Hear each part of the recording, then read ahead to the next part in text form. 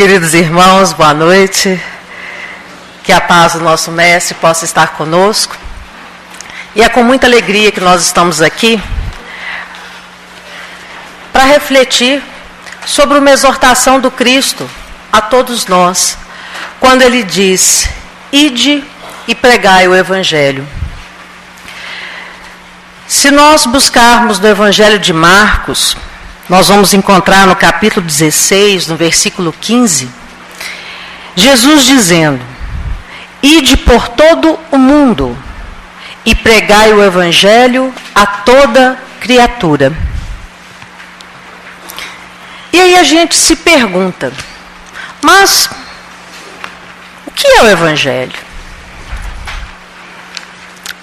Qual a importância de nós conhecermos esse Evangelho? Muitos de nós já ouviram que o Evangelho é o sinônimo da Boa Nova. Então nós fomos buscar num livro que se chama exatamente Boa Nova, no primeiro capítulo deste livro, uma pequena explicação sobre o que seria esta Boa Nova, sobre o que seria este Evangelho. Porque se nós temos a missão de pregá-lo a todas as criaturas, a gente precisa saber o que é que nós estaríamos levando então. E diz então a história para nós. Os historiadores do Império Romano sempre observaram com espanto os contrastes da época de Augusto. Era uma nova era, que principiava com um jovem enérgico e magnânimo. O grande império do mundo, como influenciado por um conjunto de forças estranhas, descansava numa onda de harmonia e de júbilo, depois de guerras seculares e tenebrosas. E nessa introdução, Humberto de Campos se estende contando que era paradoxal observar que aquele grande império atravessava uma época de êxtase, de uma aparente calmaria, contrastando com a personalidade daquele que a tudo governava aqui na Terra. Porque ele enfrentava grandes desafios, sobretudo desafios de ordem pessoal.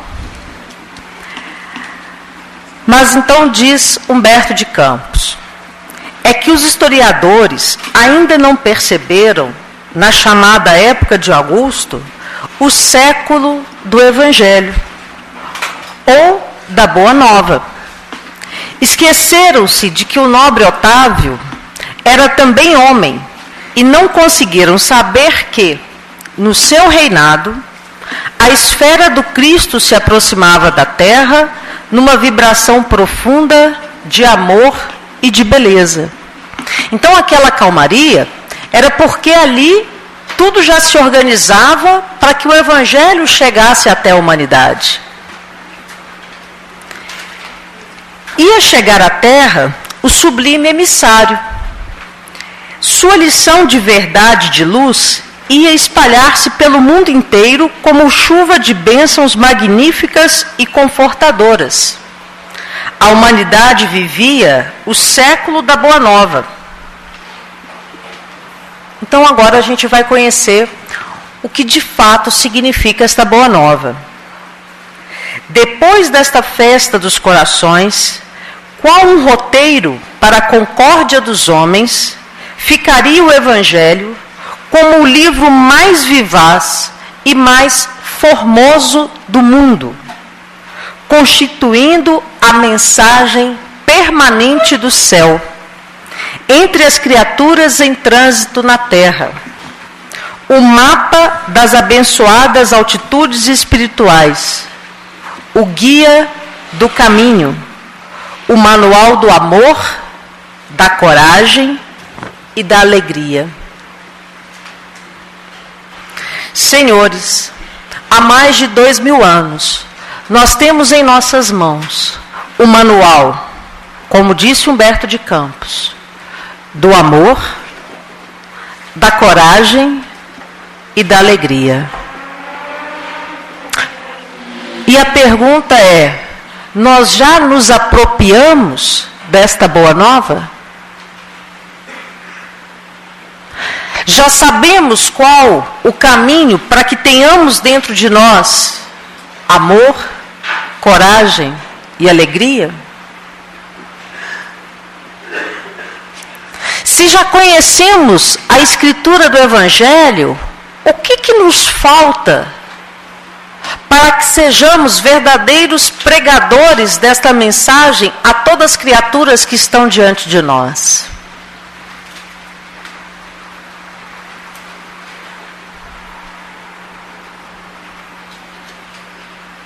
Falta que a gente se aproprie daquilo que está nesse livro.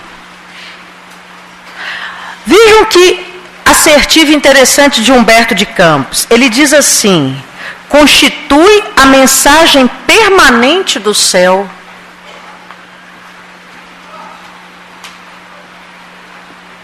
Não tem mudança.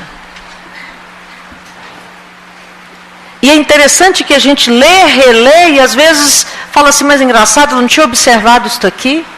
Parece que alguém foi lá e mudou a escrita, a redação.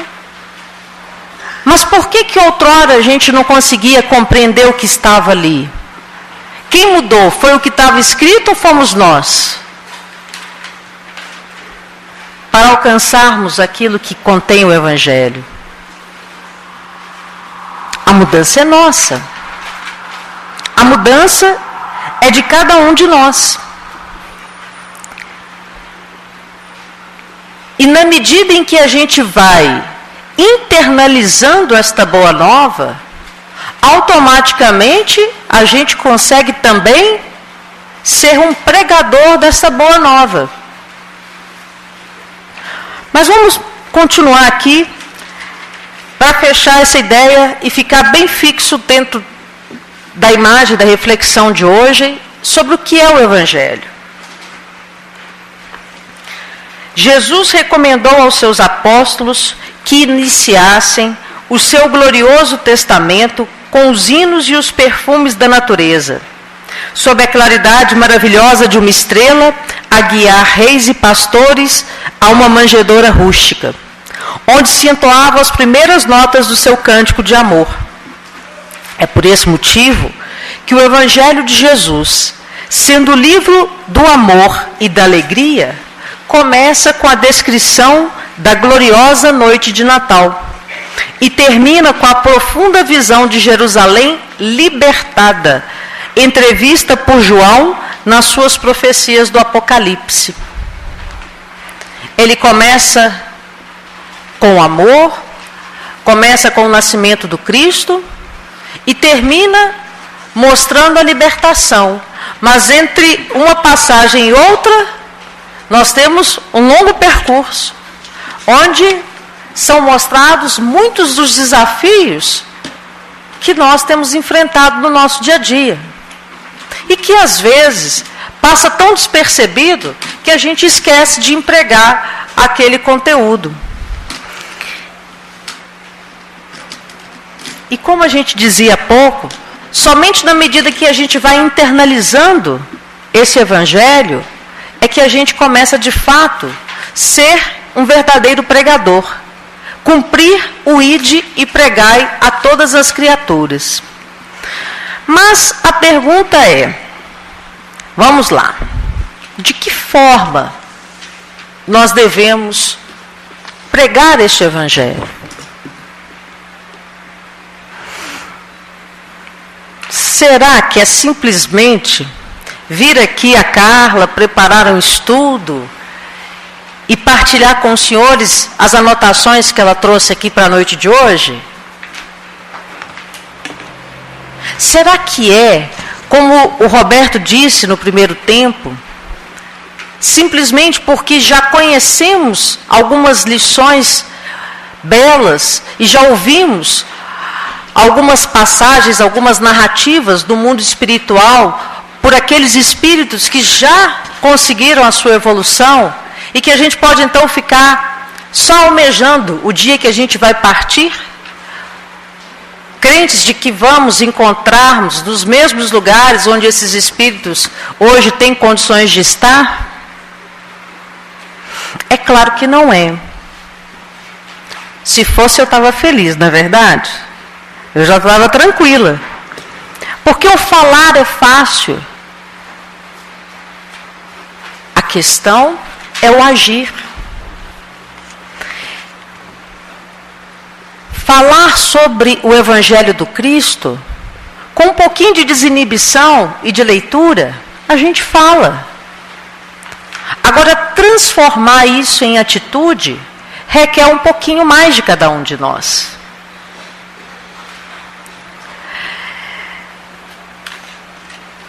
E esse é o grande desafio, esse é o grande chamado que nós temos na atualidade. Porque além de ter o compromisso conosco mesmos, nós ainda temos o compromisso de levar aquelas criaturas que estão próximas de nós. E todo mundo, provavelmente aqui, já passou por aquela experiência de ler ou de ouvir alguma mensagem do Evangelho e chegar e querer compartilhar verbalmente a beleza daquilo que te tocou com uma pessoa próxima. E aquilo que para você mexeu com o seu eu mais profundo, que desencadeou uma série de emoções, muitas vezes, para aquele que foi o seu ouvinte, entrou de um lado e saiu do outro. E aí ficou meio que uma frustração de, poxa vida, mas eu estou te falando de algo tão bonito. E a pessoa às vezes não vai ter tido a mesma emoção, ou não vai ter sido despertada da mesma forma. É fato que a palavra, ela é um sopro de luz. Ela pode sim cair em terra fértil e se multiplicar. Mas nem sempre vai ser assim. Então, como que nós podemos de fato pregar o Evangelho? É através do exemplo. Porque se a palavra nos envolve, o exemplo é que nos arrasta. O exemplo nos contagia. Quando a gente chega, por exemplo, aqui na tarefa, vou pegar um dia em que a casa está cheia, que está movimentada, que é o sábado pela manhã, e que a gente vê tantos trabalhadores ali tentando auxiliar tantas pessoas de fora, tem como a gente chegar e ficar só de braço cruzado, parando e observando, ou com 5 minutos que tiver ali, a gente já vai estar caçando um servicinho para fazer? Porque ali a gente está vivendo o Evangelho exemplificado. Aquele exemplo nos arrasta em pequenas tarefas. É um abrir um portão, é um ouvir alguém que está precisando de uma orientação sobre em que lado que vai ser, o que ele precisa. E quando a gente percebe, a gente se envolve na pregação mais legítima para o nosso estágio aqui na Terra, para o nosso estado espiritual, que é através das atitudes. E por isso, para tentar recordar um pouco, aqueles que nos deixaram alguns exemplos, o Roberto falou sobre o Paulo. É engraçado que eu quase falei dele hoje também, sabe, Roberto? Mas acho que já devia estar lá combinado, que eu falou assim, não, Carla, trabalha com outros aqui. E eu selecionei 4 que são muito conhecidos por nós na doutrina espírita. Eu escolhi falar um pouquinho do exemplo de vida da Meimei.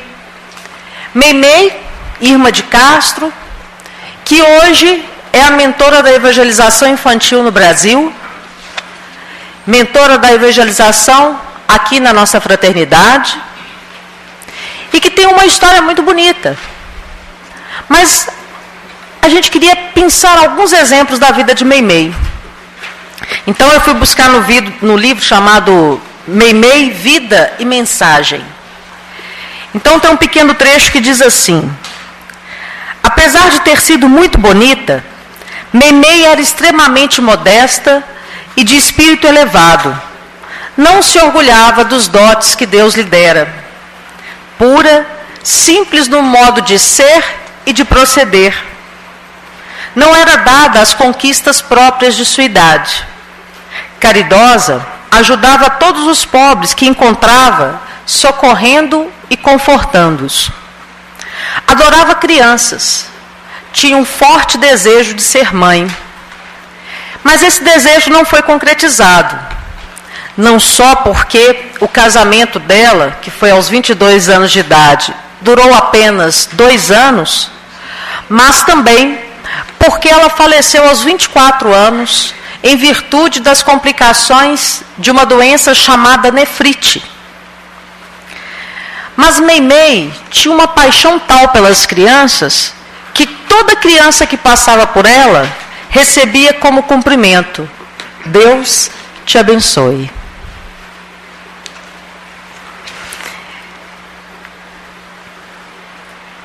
Quantos de nós vivenciam na Terra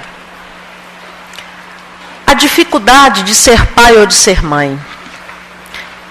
Quantos próximos a nós vivenciam hoje essa dificuldade?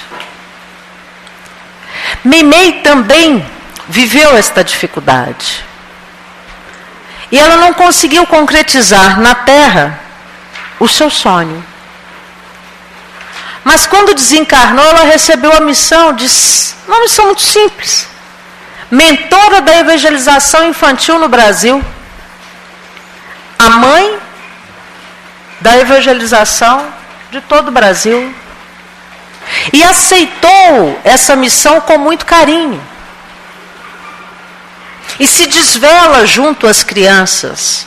Ela que já conseguia vibrar, porque quando ela praticava essa atitude de olhar uma criança e simplesmente dizer: Deus te abençoe, ela vibrava por aquela criança. Ela emitia amor àquela criança. Por quantas crianças nós passamos hoje? A gente conseguiu perceber que passamos por alguma criança no dia de hoje? Ou estava tão corrido que eu nem sei dizer quantas estiveram próximas a mim? Eu consegui olhar para alguém na rua hoje e vibrar por ele, simplesmente pensando: Deus te abençoe, meu irmão. Qual a sintonia, qual o perfume que eu estou espalhando ao meu redor? O que eu tenho vibrado para este mundo? Ou eu estou simplesmente engrossando o coro daqueles que só reclamam e se fecharam em si mesmo?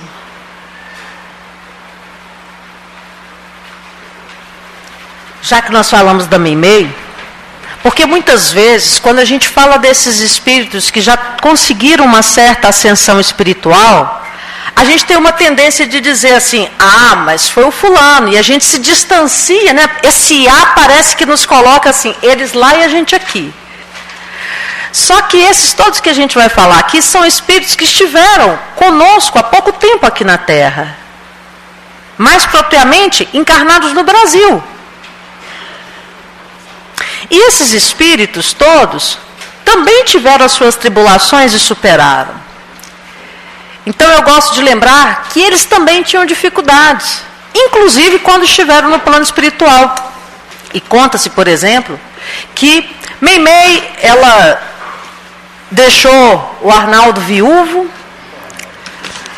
e ela, percebendo a solidão daquele companheiro, nos planos espirituais, ela intercedeu para que ele contraísse novo casamento. Mas que num determinado momento, ela começou a sentir ciúmes. E tendo sentido ciúmes, ela levou um pleito a Emmanuel, pedindo a Emmanuel que intercedesse junto às esferas superiores, para que ela pudesse nascer como filha do casal e superar aquela dificuldade que ela sentia dentro do seu ser.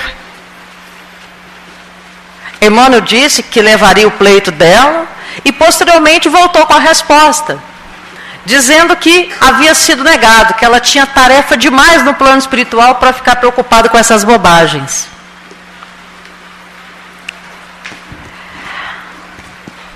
Tal como nós, esses espíritos tinham suas dificuldades, mas eles não desanimaram. E não tiveram vergonha das suas dificuldades. Eles buscaram ajuda nelas. Porque a gente fica imaginando, para ela conseguir se dirigir a Emmanuel e levar um pedido desse, ela teve que ter a humildade de reconhecer a dificuldade que ela tinha. E a ajuda veio em forma de quê? De trabalho. Olha, preencha a sua vida com o trabalho ao próximo, que isso passa, você supera. Outro espírito mentor de nossa casa, e de tantas outras, Joana de Ângeles. E falar de Joana, a gente sempre vai se reportar a uma das vivências de Joana, que a última que a gente tem notícias foi no Brasil, mas existe uma anterior no México, e a mais trabalhada na literatura espírita, que foi uma vivência na época dos cristãos.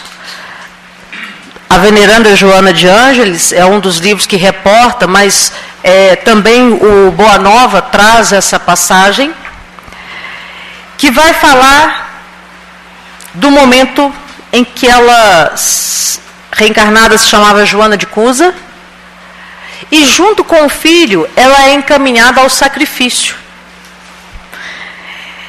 Então diz assim: já idosa, com os cabelos embranquecidos, foi levada ao circo dos martírios, juntamente com o filho moço, para testemunhar o amor a Jesus. O mestre que havia iluminado sua vida, acenando-lhe com esperanças de um amanhã feliz. Abjura, exclama um executor das ordens imperiais. A antiga discípula do Senhor contempla o céu sem uma palavra de queixa ou de negação. O açoite então vibra sobre o seu filho seminu, que exclama entre lágrimas: repudia Jesus, minha mãe. Não vês que nós perdemos? Abjura, por mim que sou o teu filho. Pela primeira vez, os olhos da Marte corre a fonte abundante de lágrimas. As rogativas do filho são como espadas de angústias que lhe retalham o coração. Após recordar a sua existência inteira num piscar de olhos, ela responde: cala-te, meu filho. Jesus era puro e não desdenhou o sacrifício. Saibamos sofrer na hora dolorosa, porque acima de todas as felicidades transitórias do mundo, é preciso ser fiel a Deus. Logo em seguida, as labaredas consumiram o seu corpo envelhecido, libertando-a para o caminho e a companhia junto ao Mestre, a quem tão bem soube servir e a quem soube amar. E a gente se pergunta: seríamos nós capazes de testemunhar com esse sacrifício? Muitas vezes, nas condições de paz, a gente não tem conseguido dizer não por um brinquedinho. E se compromete em dívidas, se compromete com o envolvimento, com um consumismo desenfreado, com medo de não sermos amados por aquela criatura. e ver uma mãe, por não abjurar ao Cristo, ceder a própria vida e a do filho? Quanta dificuldade nossa de dizer não educativamente às pessoas que às vezes nos trazem pedidos que nós sabemos não serem moralmente bons para nós, mas receosos de que aquela pessoa possa desenvolver algum sentimento negativo, a gente cede. Tendo aqui o exemplo de uma mãe que entregou o seu filho ao sacrifício, por se manter firme na sua fé.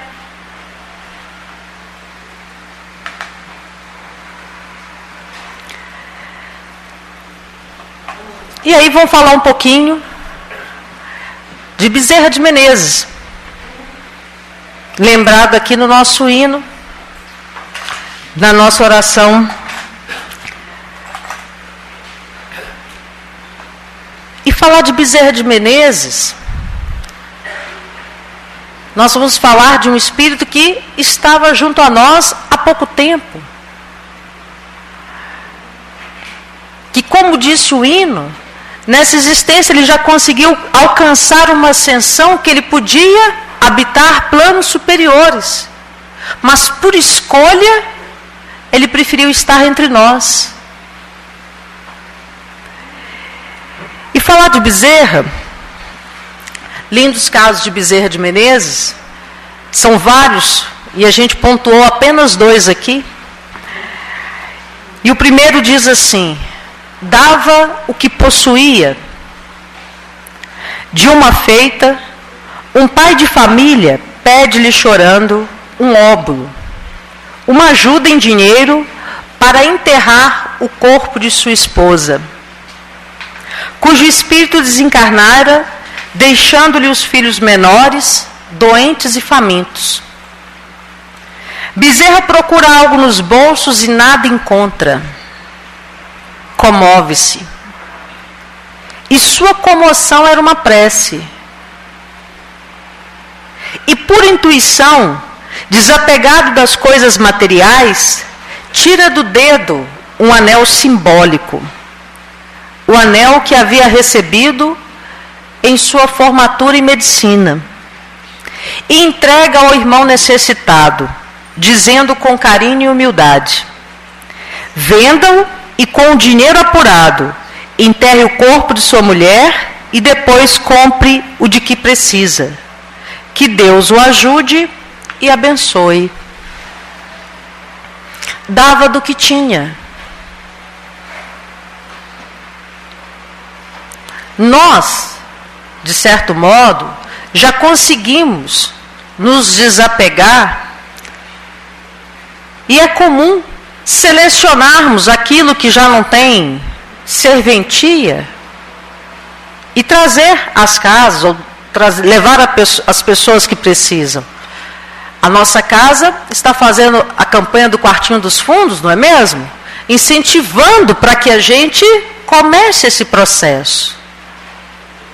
Por hora, a gente dá conta de se libertar de algumas coisas. Não é assim? Para que daqui a pouco tempo a gente já tenha a condição de fazer com Bezerra, dado que tem. Sem se preocupar daquilo que a gente muitas vezes carrega, os objetos materiais que nos cercam, que é daquele simbolismo, a gente vai se amarrando. Ah, mas isso foi o fulano, mas isso aqui foi em tal lugar, foi em tal circunstância, e a gente vai se prendendo, não é verdade? Ah, isso aqui até não tem muito valor material, não, mas tem um valor afetivo. Olha a gente preso, olha a cilada que a gente cai nela.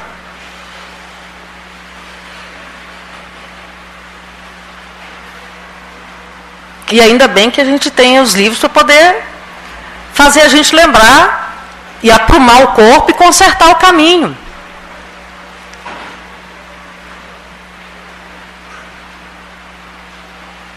E entender que muitas vezes o que a gente pode fazer está muito além de doar aquilo que existe da matéria. E um outro caso muito lembrado do Bezerra é o caso do abraço, que diz assim: Bezerra de Menezes acabava de presidir uma das sessões públicas da casa de Ismael. Era noite de terça-feira, no mês de junho do ano de 1896. Os olhos estavam marejados de lágrimas, tanto dele, que presidia a reunião, como de todos que de lá saíram. Terminada a sessão, Bezerra descia, com passos tardos, ainda emocionado, as escadas da Federação Espírita Brasileira. No fim da escada, um irmão o localizou e, no alto de seus 45 anos, com os cabelos em desalinho e a roupa suja e amarrotada, o interpelou. Os dois se olharam. Bezerra compreendeu que ali estava um caso particular que incumbia a ele resolver. Levou o desconhecido para um canto e ouviu com atenção o desabafo e o pedido daquele irmão. Doutor Bezerra, estou sem emprego. Minha mulher e 2 filhos estão doentes e famintos. E eu mesmo, como o senhor pode ver, estou sem alimento e febril. Bezerra, apiedado, verificou se ainda tinha algum dinheiro. Como era praxe no caso dele, não encontrou nada. Apenas a passagem do bonde que ele tinha que tomar há pouco. Ficou com mais piedade ainda e mais apreensivo. Levantou os olhos molhados de pranto para o alto e, numa prece muda, pediu a intervenção do seu anjo tutelar. Depois virou-se para o irmão e disse: Meu irmão, você tem fé em Deus? Tenho, doutor Bezerra, tenho muita fé. Pois então, em seu santíssimo nome, receba este abraço. E abraçou o desesperado irmão, envolvente e demoradamente. Despediu-se. Vá, meu filho, na paz de Jesus e sob a proteção do anjo da humanidade. Em seu lar, faça o mesmo com os seus familiares. Abraça-os e confie no amor de Deus que o seu caso vai ser resolvido. E aí diz a história que Bezerra voltou para casa assim, muito condoído com aquela situação, se remoendo porque ele não tinha mais o que fazer. E assim ele chegou em casa. Passa uma semana, Bezerra já nem lembrava mais daquela história, porque já era tantas outras coisas, já tinham passado, eram tantas outras pessoas pedindo socorro que ele tinha esquecido. Mas depois da sessão, na terça-feira seguinte, quando ele desce de novo as escadas, quem está lá embaixo esperando ele? Aquele mesmo irmão. E diz o seguinte: venho agradecer-lhe, doutor Bezerra, o abraço milagroso que me deu na semana passada, neste local, a esta mesma hora. Porque saí daqui me sentindo melhor. Em casa, cumpri o seu pedido. Abracei a minha mulher e os meus filhos. Na linguagem do coração, oramos a Deus.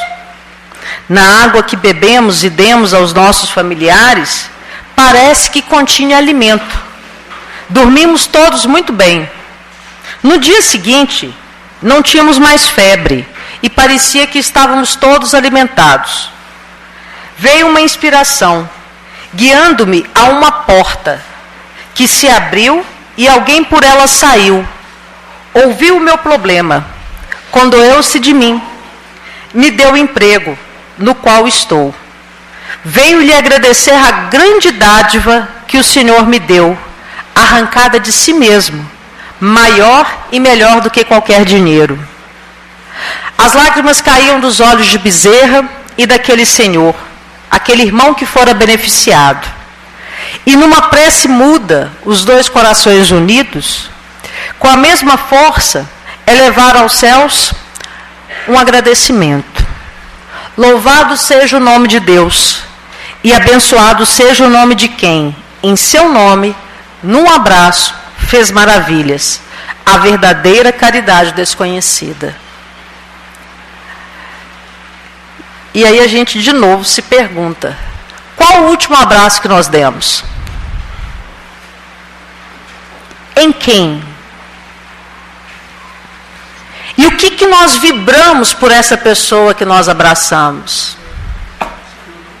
Ou foi um abraço proforme, aquele assim, só de convenção social?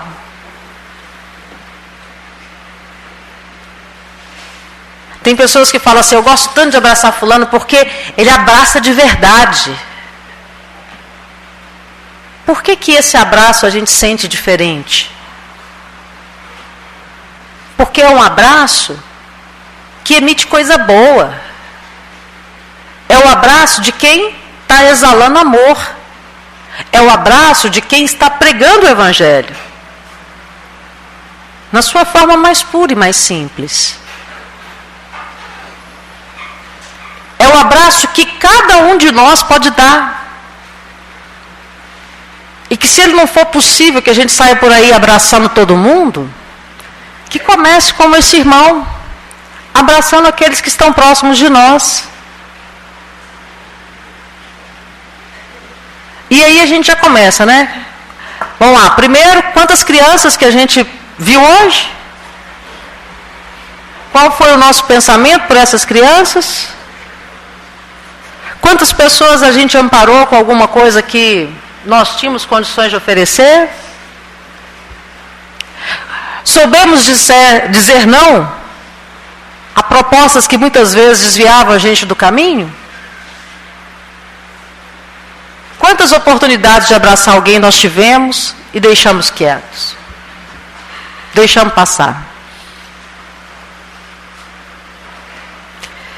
E aí não podia ficar de fora, já que o Roberto falou do Paulo, e eu falei que eu ia falar dele e depois desistir, e aí eu trouxe o Chico. Também de um livro bacana como o outro, Lindos Casos, só que agora Lindos Casos de Chico Xavier. E aqui é bacana porque são casos que até as crianças normalmente entendem. E a gente se propõe aqui relembrar 3 passagens.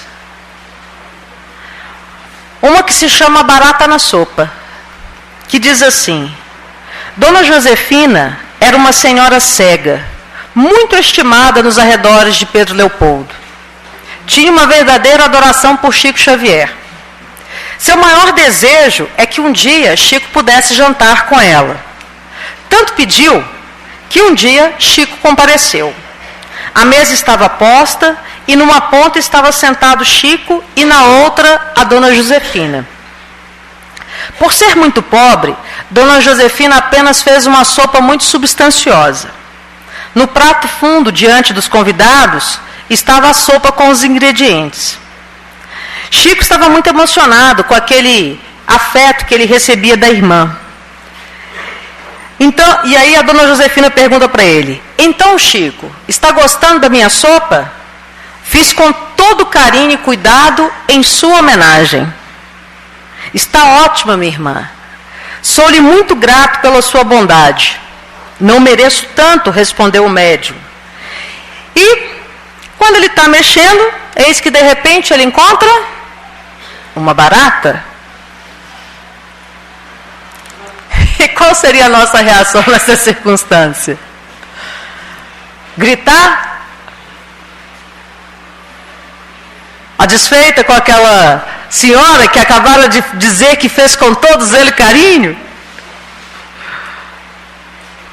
Afastar, se dar por satisfeito? Né? Então diz a história que o Chico continuou tomando a sopa e Dona Josefina ficava cada vez mais contente de vê-lo saborear a sopa. O humilde homenageado sentia-se contrariado, mas diante da alegria da irmã, que se sentia tão honrada com a sua presença, esqueceu a barata e começou a conversar. No fim, quando todos acabaram, o prato estava vazio. Ele havia tomado a sopa e a barata também.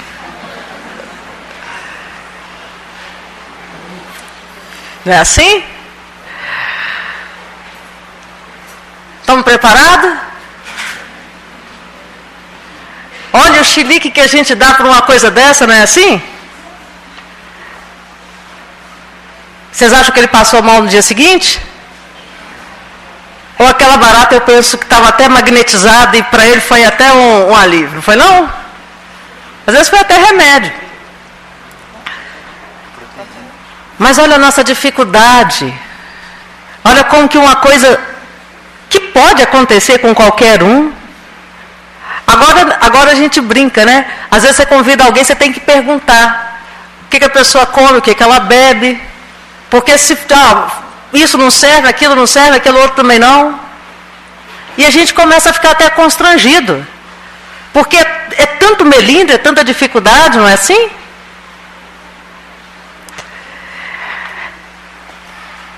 Mais um. Esse daqui a gente vai simplificar, eu vou contar com as minhas palavras. Depois vocês leem lá com a narrativa mais bonita. Chico Xavier normalmente tinha 2 ternos que ele utilizava no seu trabalho.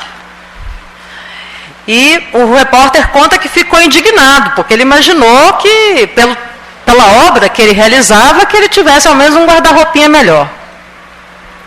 Mas o fato é que ele usava um, enquanto o outro estava lavando, e assim ele ia fazendo. Eis que um belo dia, um ladrão furta as roupas de Chico no varal. E ficou todo mundo indignado. Poxa vida, Chico só ajuda as pessoas. Como é que alguém tem coragem de fazer uma maldade dessa? Porque todo mundo sabia que era a casa do Chico. Então, junto com os irmãos, eles bolaram uma armadilha. Fizeram uma trouxinha de roupa e deixaram numa janela assim entreaberta. Porque só, o cara achou que foi fácil demais, ele vai voltar. Tinha essa lenda, né, de que o ladrão voltaria. E aí eles estão lá esperando. Combinaram um revezamento de turno, né? Cada período do dia ficaria uma das pessoas da casa tomando conta da janela. Até que deu o horário do Chico. Deu o horário do Chico, ele ficou lá fingindo que estava dormindo, e quem vem? O ladrão. E leva a trouxa de roupa. Aí levou a trouxa de roupa, no dia seguinte, o Chico chegou e falou para os irmãos, eu acabei cochilando e quando eu acordei a roupa não estava mais lá. Aí os irmãos ficaram revoltados, xingaram o Chico, que absurdo, você não vigiou, todos nós ficamos, no nosso momento, ficamos de prontidão, não aconteceu nada. E é engraçado, né? Se era uma armadilha, tinha que deixar o moço vir, né? Mas eles ficaram bravos. E o Chico falou, não, deixa quieto. Tempos depois, Chico está andando e indo lá para a fazenda onde ele trabalhava, e ele encontra um senhor que fala assim, boa tarde, o senhor é seu Chico Xavier? Aí ele fala, sou eu, senhor. Aí eu queria lhe pedir perdão. Aí o Chico falou, perdão do quê? Ele falou, olha, fui eu que levei as roupas do senhor, viu? E eu vim aqui lhe pedir perdão, porque quando eu abri, eu encontrei lá o bilhete que o senhor deixou. O Chico tinha deixado um bilhete. Vá com Deus, meu irmão.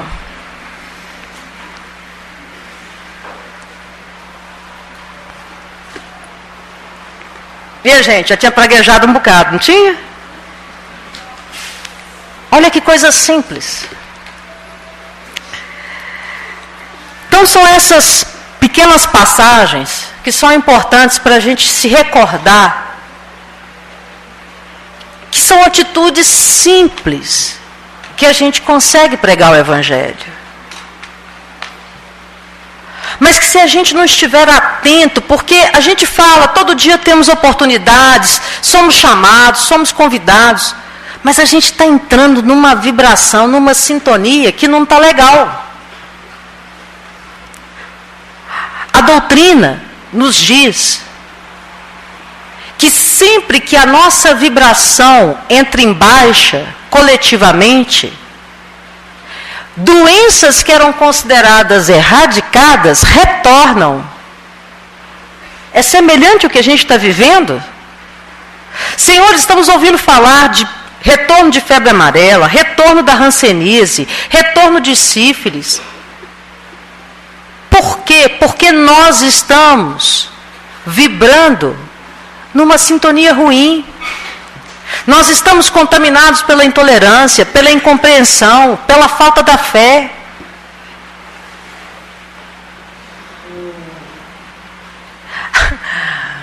Rede social, que era um lugar para nos unir, agora virou lugar de briga. É incompreensível nessa altura do campeonato que a gente não saiba utilizar a tecnologia a nosso favor. A gente se surpreende quando lê as obras de André Luiz e fala, poxa, que bacana, olha essa aparelhagem que já tem lá. A gente assiste o filme e fica imaginando como é que poderia ser. Já está aí, é só a gente querer, mas a gente não está dando conta de usar a internet. O problema é da internet? Não, eu nem uso a internet. O problema é da internet? Não, o problema somos nós, que estamos utilizando mal o que é colocado à nossa disposição.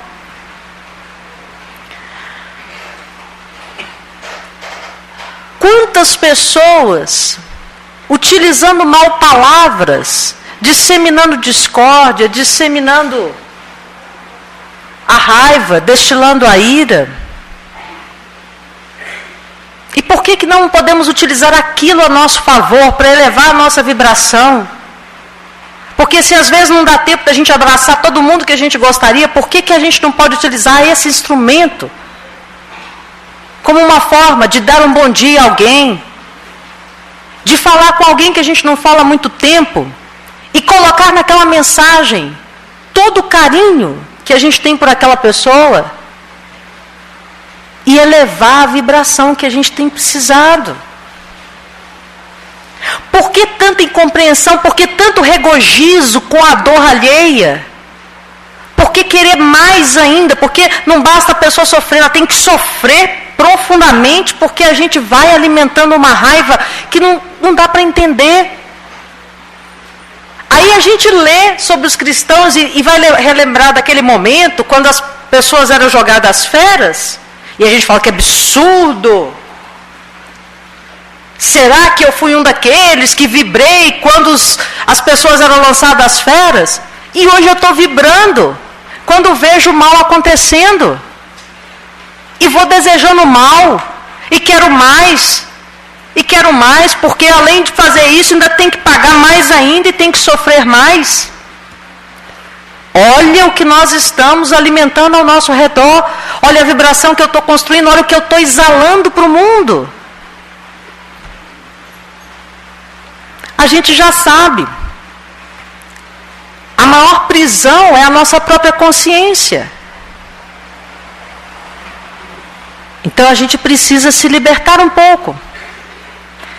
Porque não basta não fazer o mal, é necessário fazer o bem. E fazer o bem, a gente começa, como a Meimei, simplesmente vibrando pelas crianças que elas encontravam.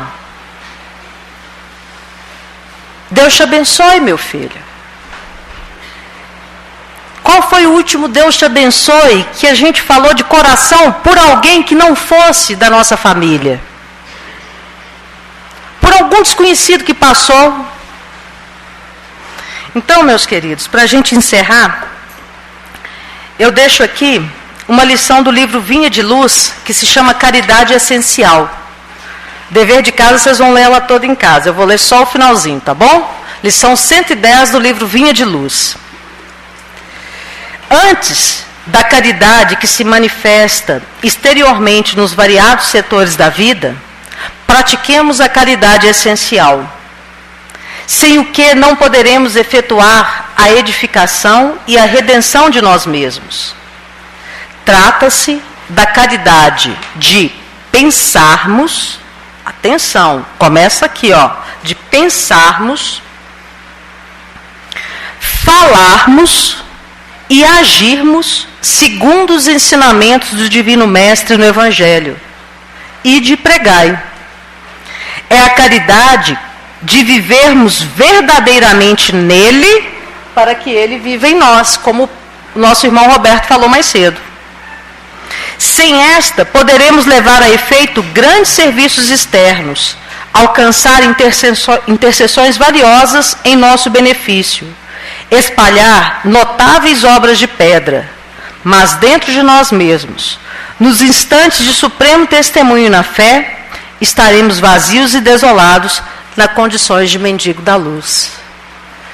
Que nós possamos, então, nos trabalhar para ter uma fé como a de Joana de Cusa, para perseverar no caminho como a Meimei, para não desanimar como Bezerra de Menezes, e para acreditar que a gente dá conta de vencer a si próprio, até nas nossas frescurites, não é assim? Como Chico Xavier. Muito obrigada pela atenção, pelo carinho de todos, uma boa noite, muita paz e muita alegria para todos nós.